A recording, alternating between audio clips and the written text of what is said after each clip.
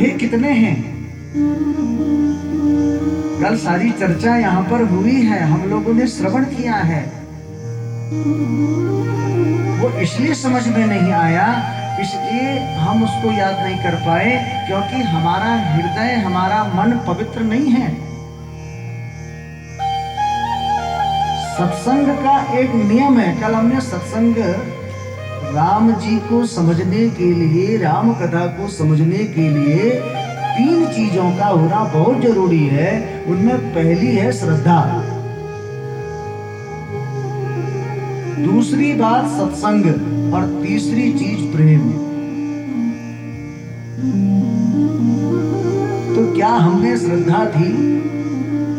क्या हम सत्संग का अनुकरण कर रहे? क्या हम सत्संग में जाने के बाद सत्संग बने? क्या हमको राम के प्रति प्रेम है? अगर ये तीनों चीजें जब तक हमारे मनो मस्तिष्क में नहीं उतरेंगी प्यारे, तब तक ये समझ में आने वाली नहीं है।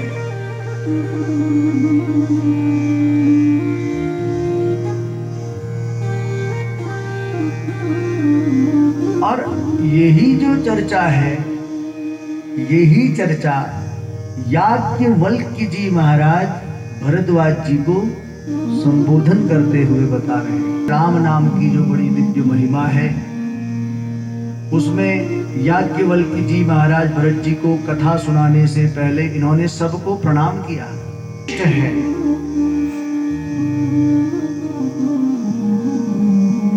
श्रेष्ठ में उम्र की बात नहीं होती।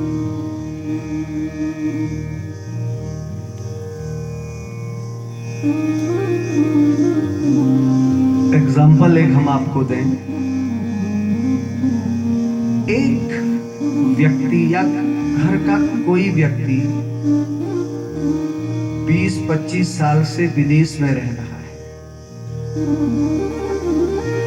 20-25 साल से वो विदेश में रह रहा। अब उसने एक पत्र लिखा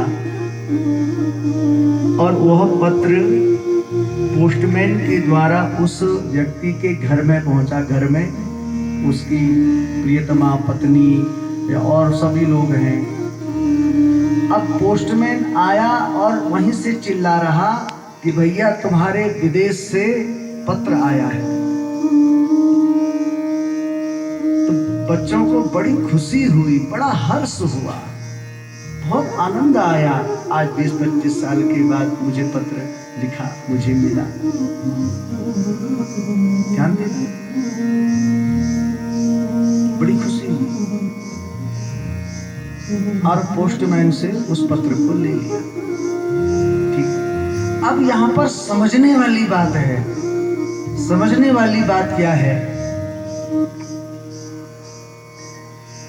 क्या हमने पोस्टमैन को देखा? इसने गंदे कपड़े पहने हैं, मैला है, नहाया नहीं है, दाढ़ी इतनी बड़ी बड़ी, इतने बड़े बड़े नाखून।